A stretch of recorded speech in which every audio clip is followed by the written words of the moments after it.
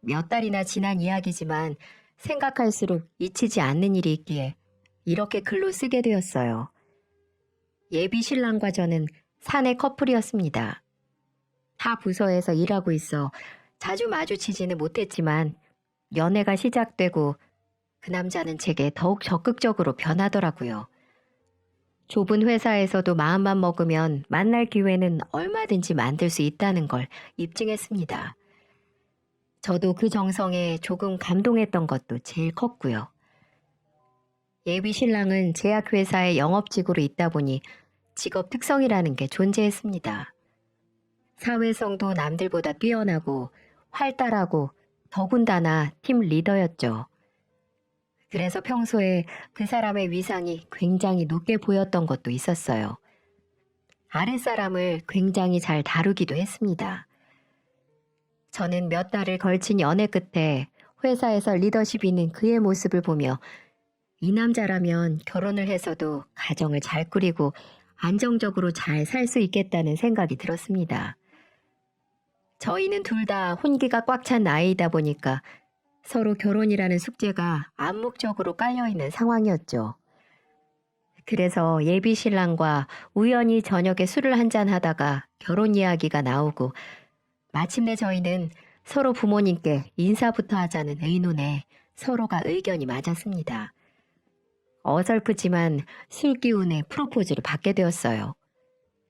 그리고 마침내 우리 집에 인사를 가는 날이 다가오게 됩니다.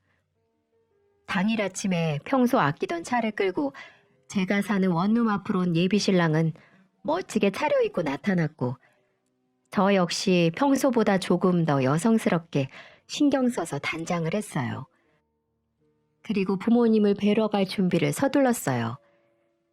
제가 준비를 끝마치길 기다리는 사이 예비 신랑은 목적지인 우리 집 주소를 휴대전화기 내비게이션에 입력해 보더니 와, 엄청 시골이네.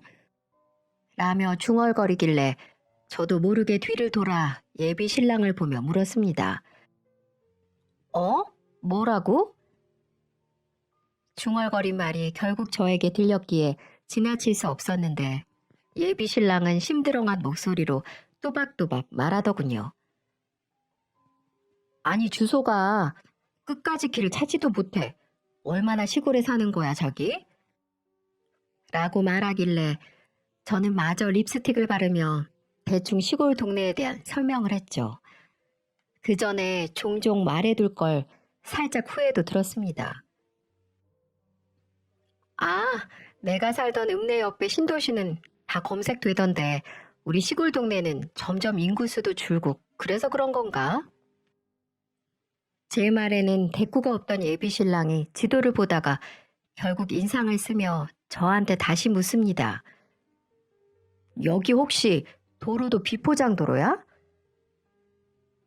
예전 도로가 업데이트가 되었는지 제가 아는 선에서는 그곳은 이미 도로가 잘 깔려있는 곳이라 아는 대로만 대꾸했습니다. 곳곳은 아직.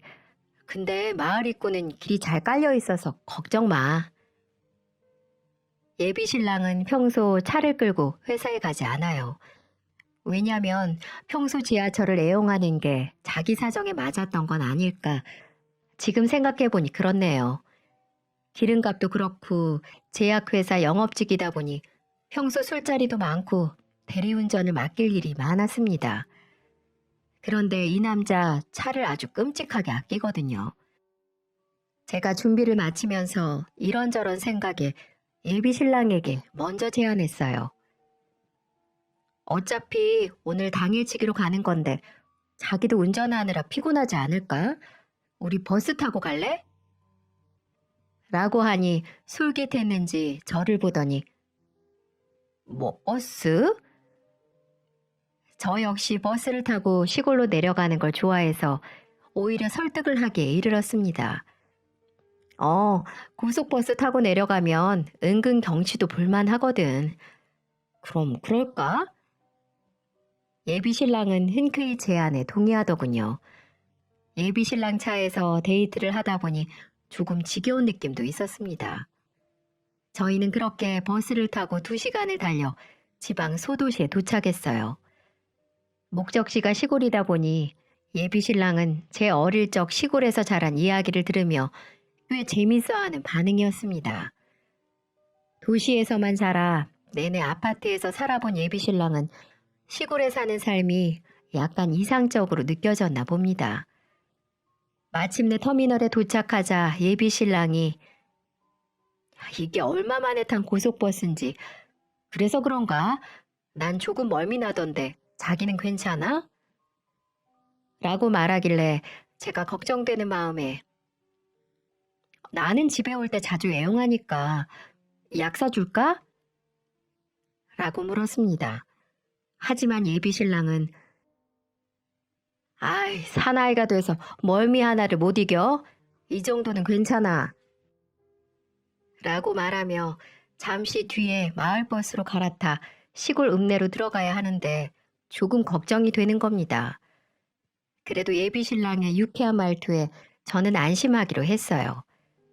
부모님께 처음 인사드리러 가는 길이라 그런지 저 역시도 슬슬 긴장이 되더군요.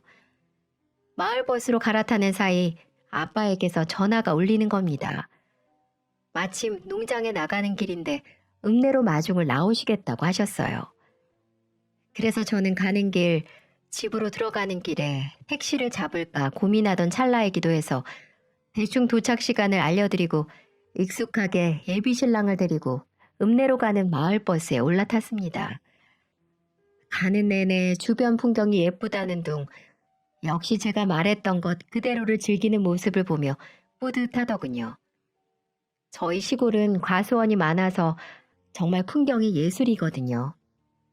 드디어 시골 읍내에 도착하게 되었어요. 사거리에 내리자 할머니들, 할아버지들이 날이 좋아서 마실을 많이 나와 있으셨고 또 시골장에 서는 날이라 그런지 좁은 읍내 사거리가 복작복작거리던 날이었어요. 그 사이에 아빠를 찾는데 한참을 보이지 않으셨어요. 그러다 저 멀리서 익숙한 모습이 제 눈에 띄는 겁니다. 아빠가 가끔 이용하시는 경운기인데 저희 집에서 운영하는 과수원에서 사용하는 경운기를 끌고 읍내 사거리에 나타나신 거예요. 저는 반가운 마음에 손을 흔들어 저희가 서 있는 곳을 알렸습니다. 아빠, 여기에요.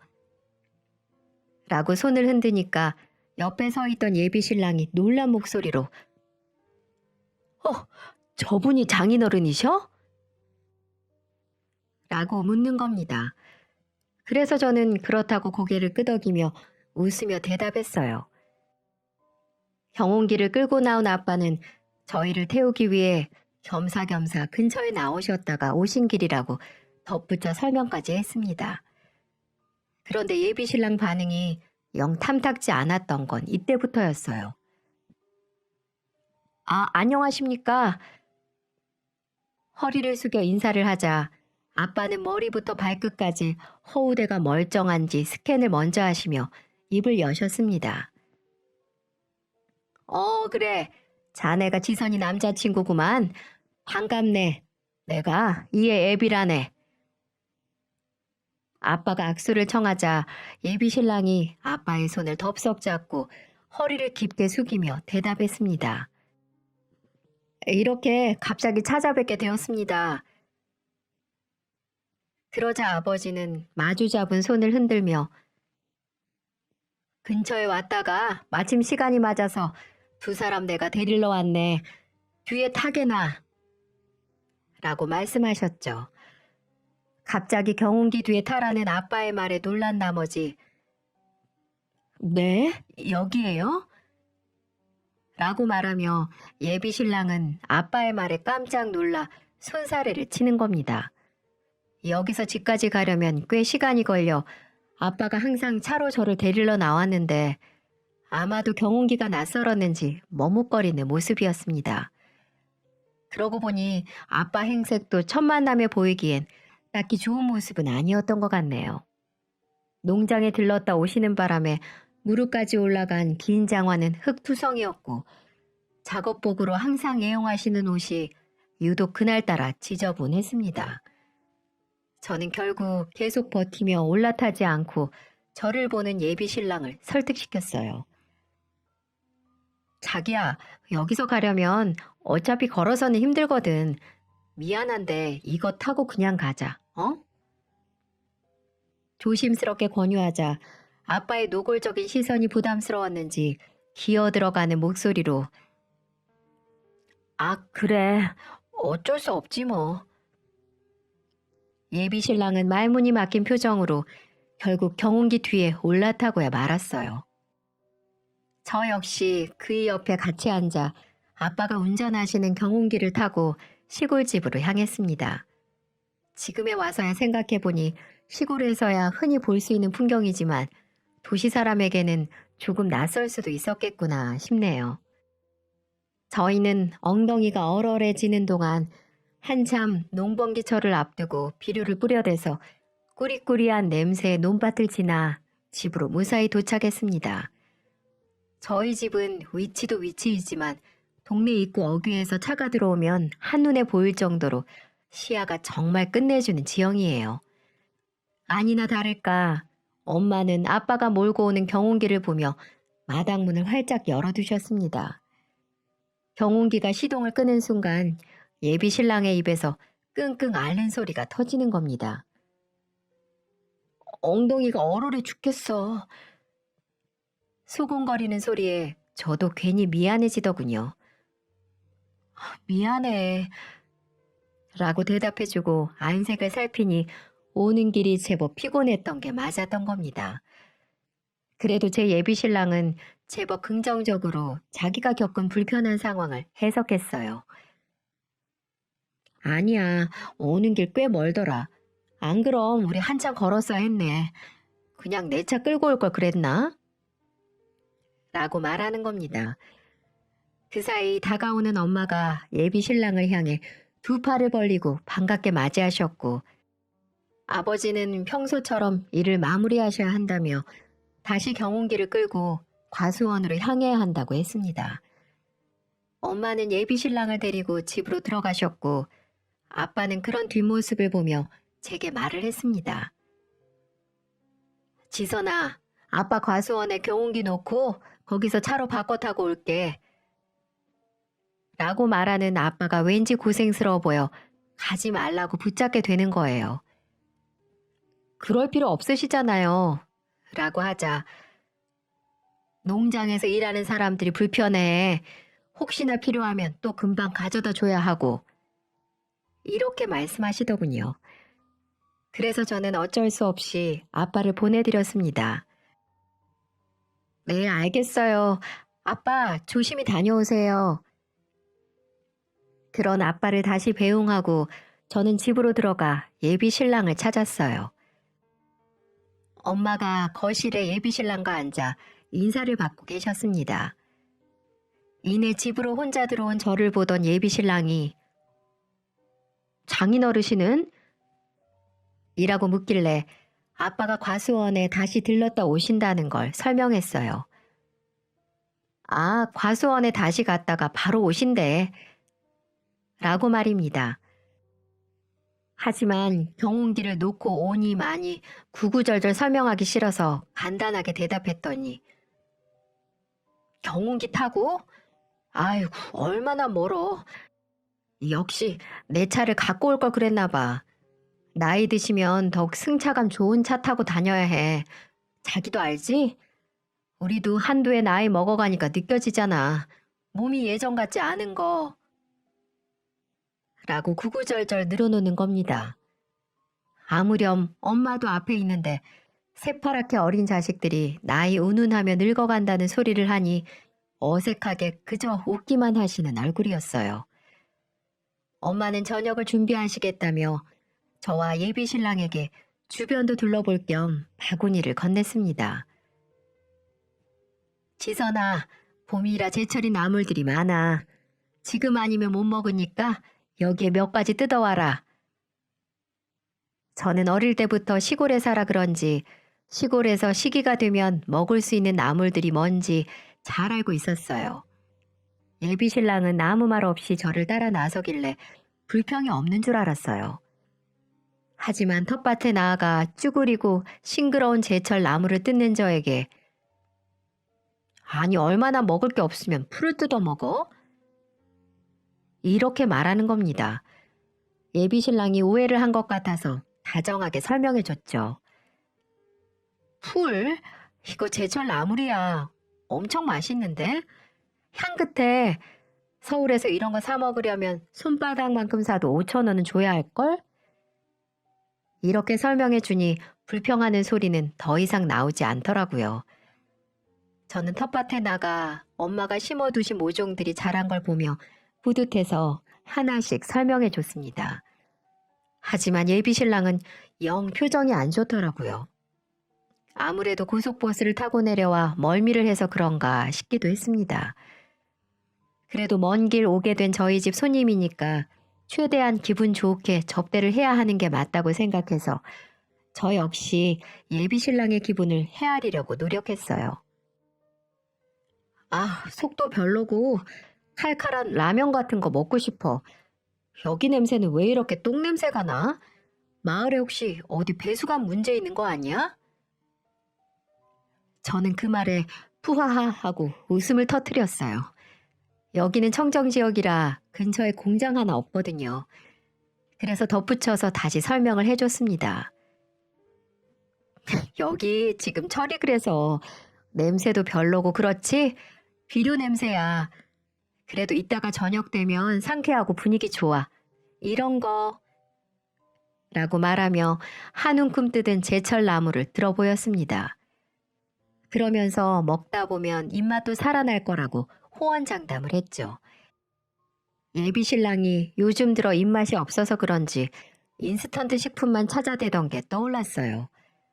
저는 싱그러운 채소들과 나물들, 그리고 과일나무에 열린 사과도 몇 개 따서 바구니에 담아 집으로 돌아왔습니다. 그 사이 집으로 복귀하신 아버지와 어머니는 서둘러 저녁 식탁을 차리셨습니다. 집은 정원이 있는 전원주택이었는데 보기엔 평범해도 특별하게 직접 지으신 집이라 수리할 것 없이 평생 손 많이 가지 않아 부모님이 이 집을 너무 좋아하셨습니다. 배고플 텐데 어서 앉지. 예, 장인어르신. 조금 전 뚱하던 표정은 온데간데 없어지고 역시 제 예비신랑은 부모님 앞에서 쾌활한 얼굴로 넉살 좋게 식탁에 앉았습니다.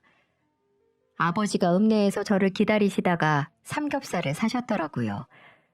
돼지 잡는 날 사온 거라며 귀한 거라고 특수 부위도 함께 올리시면서 말하니까 남자친구가 넉살 좋게 웃으며 한마디 던지는 겁니다. 아버님, 혹시 돼지 잡는 날만 기다렸다가 읍내 가시는 건 아니시죠? 그날만 기다리면서 숟가락 밟고 계시면 안 됩니다. 어르신들 나이 드시면 고기 잘 챙겨 드셔야 해요. 라고 발랄하게 말하자 순간 아빠는 해석하기 힘든 얼굴로 예비 신랑을 빤히 쳐다보더군요. 저야 제 아빠의 기분을 잘 안다지만 아마도 예비 신랑의 말투나 어른을 대하는 성향을 마음에 썩 들어하지 않는 눈치였어요. 하지만 예비 신랑은 그 분위기를 빨리 눈치채지 못했는지 한마디 덧붙이는 겁니다. 단백질 보충 젊을 때야 대수롭지 않게 생각하는데 나이 들면 아니거든요. 우리 제약회사 다녀서 제 말 믿으셔도 됩니다. 그렇지 자기야? 라고 말입니다. 저는 예비 신랑이 툭 치며 동조를 구하는 말에 어쩔 수 없이 말을 어버버거리며 고개를 끄덕였어요. 저희 아버지는 사실 농장 일을 오래 하시고 식성도 좋으셔서 매번 끼니도 거르지 않고 건강하게 드세요. 매년 해마다 받는 건강검진에서도 빨간불 하나 끈 곳이 없었거든요. 어쨌든 첫 술을 그렇게 뜨기 시작하고 엄마가 갑자기 자리에서 일어나는 거예요. 어머 맞다. 언젠가 우리 사위 오면 마시려고 아껴두던 거 있는데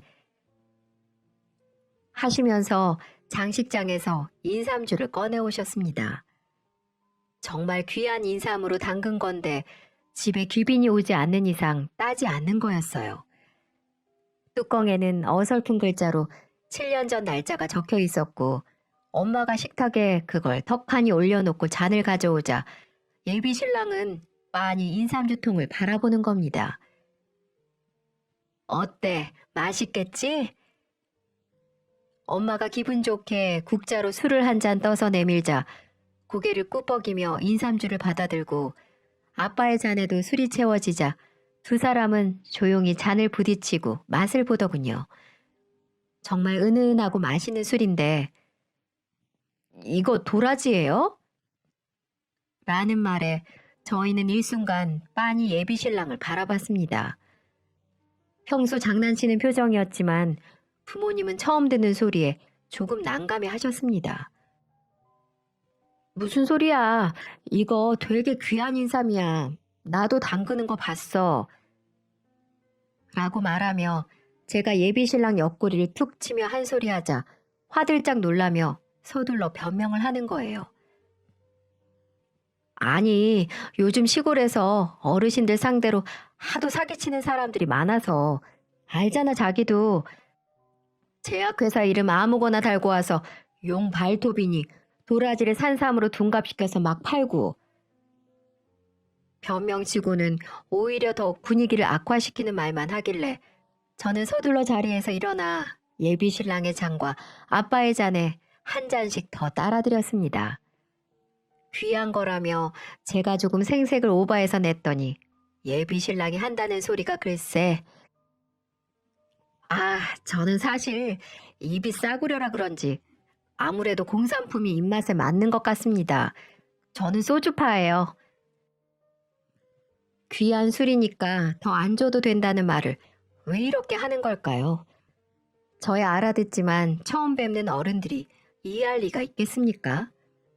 갑자기 아빠가 술잔을 머금으시다 말고 내려놓으시고선 입맛에 안 맞으면 안 마셔도 된다네. 그리고 그거 소주로 담근 거야 이 사람아. 라고 핀잔을 던지자 그제야 눈치를 챈 예비 신랑이 어버버하며 중얼거렸습니다. 그렇구나. 예비 신랑은 아빠의 톡 쏘는 한마디에 갑자기 당황한 듯 보였습니다. 순간 싸해진 분위기도 그렇고 저는 이런 식으로 첫 만남을 마무리하고 싶지 않은 마음에 서둘러 냉장고를 열어 소주를 가져왔어요. 에이 아빠 그래요. 어차피 이렇게 귀한 거 2잔 이상 먹는 건 민폐지. 이제 이거로 드세요. 엄마 삼겹살에 더 올릴 미나리 없어요? 엄마도 역시 분위기가 어색해지는 것에 동의하지 않으시는지 서둘러 대답하시며 일어나셨어요. 아빠도 조금 전 톡 쏴붙인 말이 마음에 쓰였는지 연거푸 예비 신랑의 잔에 술을 채우셨습니다. 그리고 불안한 예감은 역시나 빗나가지 않더라고요. 예비 신랑의 혀가 슬슬 꼬이기 시작했거든요. 아빠는 아까 인삼주 한번 맛보신 이후로 술을 입에 대지 않으셨어요. 왠지 술맛이 떨어지신 것 같기도 해 보였고 그래도 저는 그때까지만 해도 예비 신랑을 아빠에게 잘 보이고 싶은 마음에 대화에 한참 끼어들었고 호응하는 데 열중했습니다. 근데 아버님, 삼겹살이 한창 익어 자신의 그릇에 쌓여가는 걸 빤히 보던 예비 신랑이 갑자기 뜬금없는 소리를 하는 겁니다. 말하세. 혹시 여기 읍내는 소 잡는 날은 없습니까? 아빠는 예비 신랑의 접시에 고기를 올려주다 말고 황당한 얼굴로 올려다 보시더군요. 저 역시 취한 이 남자의 눈빛이 불안해 그저 숨죽인 채 바라만 봤습니다. 아니, 마음이 슬퍼서 그래요. 슬퍼서. 어떻게 돼지 잡는 날만 기다렸다가 사드십니까? 제가 앞으로 소고기 사드릴 테니까 소고기 드시죠. 소고기. 라고 혀가 잔뜩 꼬인 목소리로 목청을 높이는 겁니다. 그러자 아빠는 자네 소고기 좋아하나? 라며 되물으셨습니다. 하지만 점점 자신의 부서 아래 직원들 대하는 술자리와 비슷한 분위기처럼 대화가 이어지는 게 느껴졌습니다. 아니, 소고기 싫어하는 사람이 어딨어요. 안 그래 자기야? 라고 저를 보며 물었지만 저 역시 첫 만남에 이런 모습이 무척 당황스러운 것도 사실이었어요. 그래서 자기야, 그만해. 많이 취했다. 라고 말하며 불안한 얼굴로 예비 신랑의 팔을 잡아 끌며 제지했어요. 그러더니 갑자기 제 어깨를 부모님 있는 자리에서 자신의 품으로 끌어안는 겁니다. 순간 너무 얼굴이 화끈거려서 빠져나오려고 애를 썼는데 예비 신랑 덩치도 그렇고 힘도 좋아 뿌리치는데 힘들더군요. 아버님, 저희 데이트할 때 스테이크 많이 먹습니다. 라고 떵떵거리며 소리치는 예비 신랑이었어요.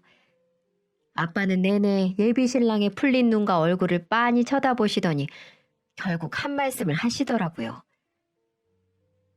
사람이 고기 많이 먹고 살면 못 쓰네. 단백질? 그거 중요하지. 근데 이거 라고 하시며 예비 신랑의 술잔을 툭툭 치며 훈계하듯 말씀하셨어요. 이거랑 같이 먹으면 독이야, 독. 자네랑 나랑 병원 가서 건강검진 한번 해볼까? 누가 더 건강한지. 예비 신랑은 한 방 먹은 듯 어색하게 뒷목을 만지작거리며 입을 꾹 다물더라고요. 아무래도 평소 회사에서 하듯 하는 버릇이 이곳에서도 나오면 안 되는 건데 어른들을 대하는 일이 너무 없어서 그런지 조금은 다른 모습에 저도 잠시 실망스러웠어요. 고기를 다 먹고 난 뒤 엄마는 시원한 후식을 만들겠다며 김치를 말아서 국수를 내오셨어요. 감사하다고 말하지 못할 망정 예비 신랑은 뭔가 승부욕이 발동했는지 결국 또 아빠를 발끈하게 만드는 말을 내뱉더군요. 아이, 우리 장모님 평생 손에 물 묻히셔서 이렇게 주름이 가득하신 거예요? 라며 저희 엄마 손을 덥석 잡는 겁니다. 아무리 그래도 예비 장모지만 저희가 결혼할 사이가 아니라면 이건 중년의 여성의 손을 덥석 잡는 거나 마찬가지 아닐까요? 그리고 장모 손을 이렇게 첫 만남에 잡는 사람도 흔하지 않잖아요. 잠깐 찰나에 스친 상황이라 아빠도 저도 뭐라 말할 수 있는 타이밍을 놓쳐버렸어요. 하지만 여기서 끝이 아니었습니다. 어머님, 이런 국수 직접 하고 그러지 마세요. 손에 물 묻히지 마시라고요. 제가 서울에서 김치국수 밀키트 보내드릴게요. 요즘 도시 사람들은 그냥 뜯어서 삶기만 하면 다 되는 그런 거 먹어요. 앞불싸. 정말 튀어나오는 말마다 이건 의도나 뉘앙스, 예비 신랑이 우리 집을 어떻게 생각하는지 알 것 같기도 했습니다. 머릿속에 누군가 망치로 딱 때리듯 이제 확신이 들더라고요. 복잡한 머릿속이 혼란스러워 아무 말도 못하고 있던 와중에 아빠가 불쑥 됐네. 그런 공산품 우리는 별로 안 좋아하네. 라고 말씀하셨습니다. 그러자 예비 신랑은 자신의 말에 거절한 아빠에게 언짢았는지 왜요? 편하기만 한데. 아버님 경운기는 안 불편하세요? 제가 바꿔드릴까요? 갑자기 딴지를 거는 겁니다. 그게 무슨 소린가? 아빠가 경운기 소리에 마침 너 잘 걸려들었다는 듯 예비 신랑을 노려보며 다시 물었어요. 내 경운기가 어디가 어때서? 라고 근엄한 목소리로 묻자 아닙니다. 너무 잘 어울리십니다. 라며 취해서는 낄낄거렸어요. 저는 결국 이제는 장단을 맞추지도 않고 고개를 숙인 채 젓가락만 희적였습니다. 그런데 그 사이 예비 신랑이 제 옆구리를 툭 치는 겁니다. 자기야, 여기 중고차 파는 데 없어? 라고 말하는데 제 안색은 이미 새파래졌고 왜? 있긴 있어. 저기 옆에 신도시 단지로 가는 길에 있을걸? 이렇게 말하며 제가 아무 생각 없이 대답했던 게 문제였습니다. 갑자기 아빠에게 고개를 획 돌리던 예비 신랑이 아버님, 제가 티코 한 대 뽑아드릴까요? 저 그만한 능력은 됩니다. 지금 바로 가시죠. 예? 라고 하는 겁니다. 저희 셋은 정말 넋이 나간 채로 예비 신랑을 빤히 바라봤습니다. 예비 신랑이 술에 취해 주절거리는 것도 그저 어색하게 웃으며 바라보시던 엄마도 더 이상은 웃지 않으시는 겁니다. 아빠는 자리에서 일어나 헛기침을 하며 그 말을 무시한 채 밖으로 나가버리셨고 예비 신랑도 그 모습에 어색해진 분위기를 그제야 읽었는지 마른 세수를 하며 술 취한 눈을 내내 껌뻑거렸어요. 엄마는 굳은 얼굴로 조용히 일어나 접시를 치우고 식탁을 마무리하기 위해 슬슬 정리를 하셨어요. 저는 그 순간 예비 신랑 팔을 잡아 끌고 집 밖으로 나왔습니다. 상황이 쎄한 걸 눈치는 챈 건지 예비 신랑이 밖으로 나오자 먼저 입을 열더군요. 아유, 자기야, 나 많이 취했지? 라고 하는데 한숨만 툭 튀어나왔습니다. 그래서 저도 참다 하는 수 없이 한 소리 뱉게 이르렀죠. 왜 그래? 여기 회사 사람들 술자리 아니잖아. 어른들이랑 우리가 유머 세대가 같아? 하며 기분이 나빠 더 이상은 받아치기 힘들어 느껴지는 그대로 말을 했어요. 그러자 예비 신랑은 자신이 무엇을 실수했는지 끝까지 인정하는 자세가 아니라 에? 유머? 자기야, 나 아까 그거 진심이야. 진짜 티코 한 대 사드리고 올라가려고 했는데? 라고 말하는데 저는 결국 예비 신랑에게 기함하고야 말았습니다. 할 말이 없어 넋이 나간 얼굴로 예비 신랑을 빤히 바라보는데 갑자기 똥냄새가 안 나고 이제는 진한 풀냄새가 좋다며 말을 늘어놓는 겁니다. 밖에 나와 시원한 공기를 들이마시자 술이 좀 깬 건지 예비 신랑의 발음이 확실히 좋아진 게 느껴졌어요. 저는 이 순간 정말 많은 생각이 교차했습니다. 제가 여태껏 회사에서 보아왔던 이미지는 온데간데 없고 실망스럽기만 한 이 남자와 이대로 결혼해도 될까? 이런 고민이 속에서 들어차는데 갑자기 기분까지 우울해졌어요. 하지만 사람이 어떻게 완벽할 수 있을까? 첫 술이 배부를 순 없지 하며 기분을 전환시키려고 노력했습니다. 그 사이 아빠가 저희를 찾으러 밖으로 나오셨고 예비 신랑을 향해 걸어오시는데 마침 어디를 갈 채비를 하신 모습인 거예요. 아빠, 어디 가세요? 아빠는 저를 지나쳐 예비 신랑을 부르셨습니다. 자네, 나 좀 보세. 제 표정 역시 내내 좋지 않은 걸 알아챈 예비 신랑이 아빠의 부름에 성큼 다가갔어요. 예, 아버님. 그런데 아빠가 묻는 질문이 조금 의아했어요. 자네, 소 좋아한다고? 라고 말하는 겁니다. 조금 전 저희는 분명 식사를 많이 했고 평소보다 과식을 했다고 해도 이상하지 않을 만큼 먹었거든요. 예, 그런데 지금은 배가 부른데? 라고 대답하자 아빠가 갑자기 뜬금없이 오늘 마침 읍내에 소를 잡기도 하는 날이라네. 꽃등심 사줄 테니까 따라서게. 라고 하시는 겁니다. 아빠에게 저는 또다시 멍한 얼굴로 이 사태를 이해하려고 노력했습니다. 역시나 예비 신랑도 배 터지게 먹고 나서 웬 갑자기 꽃등심이냐는 얼굴에 아닙니다.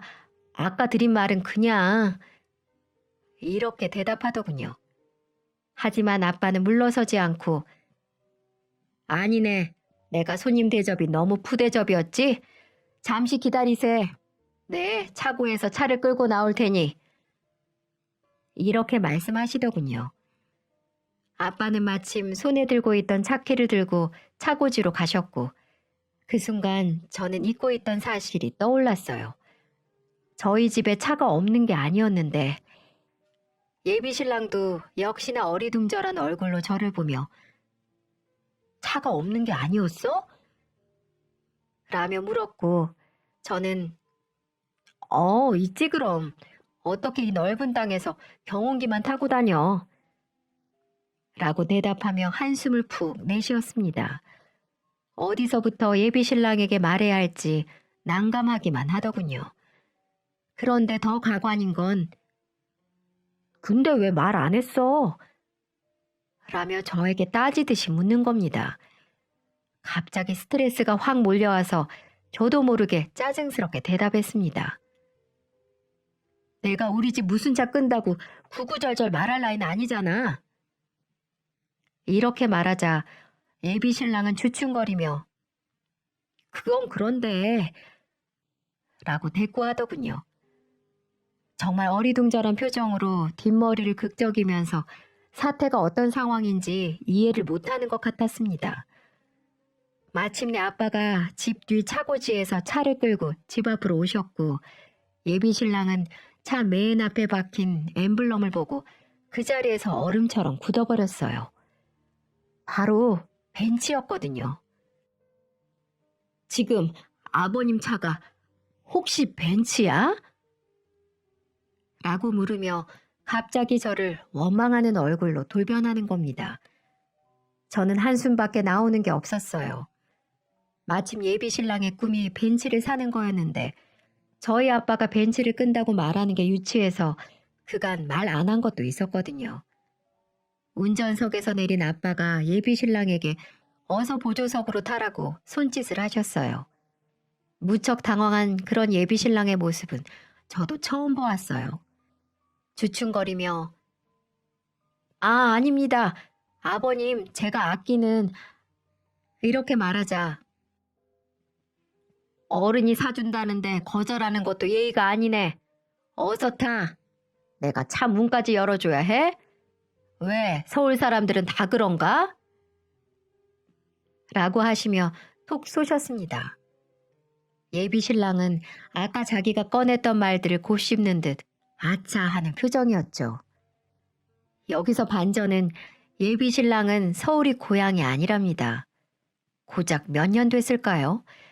이따금 동창들과 통화를 하면 나 이제 서울 사람이야 이 자식아. 이런 말을 입에 달고 사는 게 저는 들을수록 사람이 달라 보였어요. 결국 보조석에 올라타 문을 닫자 그 모습을 보던 아빠가 제게 다가오셨어요.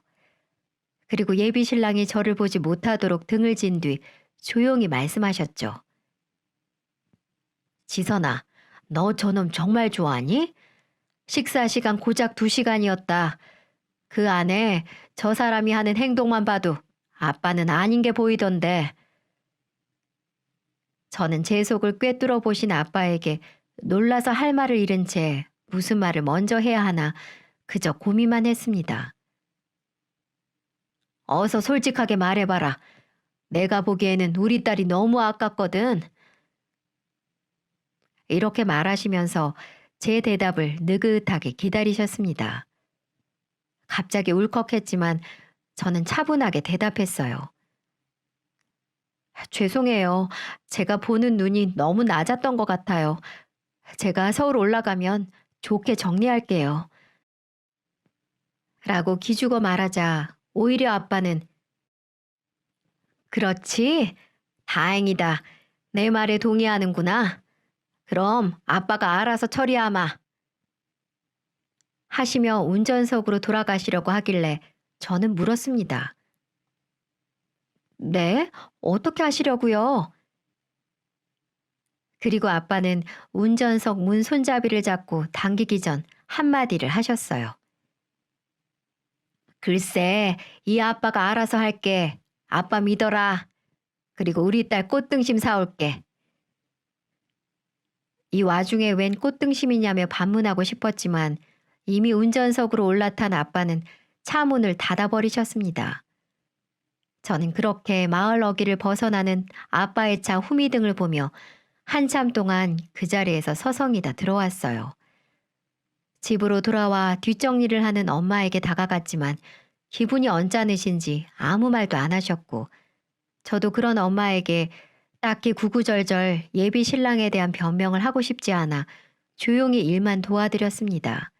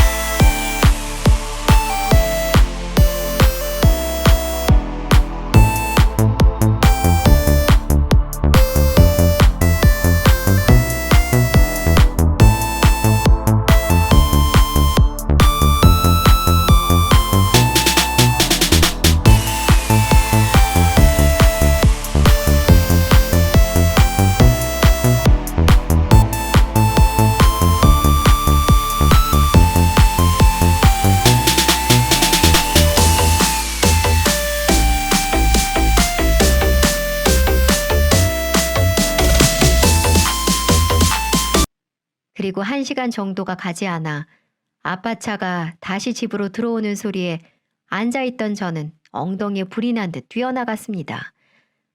혹시 다녀오는 그 사이에 또 무슨 실수를 하진 않았을까? 내내 그 걱정만 드는 거예요. 그런데 마당에 들어서는 아빠를 보고 눈이 휘둥그레졌습니다. 소고기를 사러 함께 나갔던 예비 신랑은 온데간데 없고 아빠 손에 소고기만 들려져 있는 거예요. 제가 그 사람은요? 당황해서 물으니 아빠는 기분 좋게 터미널에 내려줬다 라고 말하시며 콧노래까지 부르셨어요. 아빠, 이후 상황이 궁금해서 불렀지만 더 이상 대답하지 않으셨고 집으로 들어가며 후식으로 꽃등심을 먹자고 엄마를 부르는 소리가 들렸습니다. 저는 얼이 빠진 얼굴로 그 자리에 서서 한참 동안 움직이지 못했네요. 그리고 주머니에서 미친 듯이 울리는 휴대전화 진동 소리를 뒤늦게 알아차렸습니다. 주머니에서 전화기를 꺼내들자 예비 신랑의 부재중 전화가 수십 통이 쌓여 있더군요. 다시 전화를 걸자 다짜고짜 흥분하고 격앙된 목소리에 예비 신랑의 목소리가 들렸습니다. 야, 어떻게 된 거야? 라고 말하는 예비 신랑의 말에 평소답지 않게 화가 나 보여 저도 말없이 그냥 듣기만 했네요. 아빠가 그냥 혼자 들어오셨어. 나야말로 묻고 싶은데 어떻게 된 거야? 하니까 예비 신랑이 하는 말이 글쎄, 아니 장인 어르신이 갑자기 정육점에 들어가셔서 꽃등심이라고 사서 내 손에 쥐어주시고는 뒷좌석에 다른 봉지 두둑하게 던지시더라고. 라고 말하며 거칠게 숨을 몰아쉬는 소리가 들렸습니다. 그래서 저는 조금 차분하게 끝까지 경청했죠. 그런데 갑자기 왔던 방향이 아니라 도착한 게 글쎄 버스 터미널인 거야. 하는 말에 놀라서 저도 물었습니다. 뭐라고? 그럼 지금 진짜로 버스 터미널이야? 라고 하니 예비 신랑이 한숨을 푹 쉬며 이어서 말하는 내용이 더 충격이었습니다. 아버님이 이대로 곧장 올라가서 나보고 혼자 집에서 소고기 먹으래. 한우라면서 이거나 먹고 떨어지래. 꺼지라고. 저는 황당해서 대답도 나오지 않더군요. 결국 예비 신랑은 그대로 버스를 탄 채 서울로 향해야 했습니다. 그리고 한 손에는 아빠가 사준 소고기 1인분을 들고 말이죠. 그리고 저는 그날 저녁 정말 배 터지게 소고기를 먹어야 했어요. 표정 관리 하나 안 됐지만 아빠는 은근 통쾌한 듯 기분이 좋아 보이셨어요. 결국 예비 신랑은 가볍게 굴던 입방정에 소고기를 사러 따라 나갔다가 저를 2번 다시는 보지 못하게 되었습니다.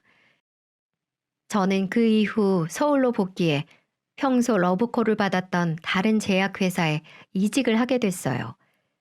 사실 예비 신랑과 같은 회사에 다니는 게 좋아서 그동안 좋은 조건에도 이직을 못하고 있었던 건데 저도 그 사람의 진짜 얼굴을 실제로 보게 되니 갑자기 정도 떨어져 버렸거든요.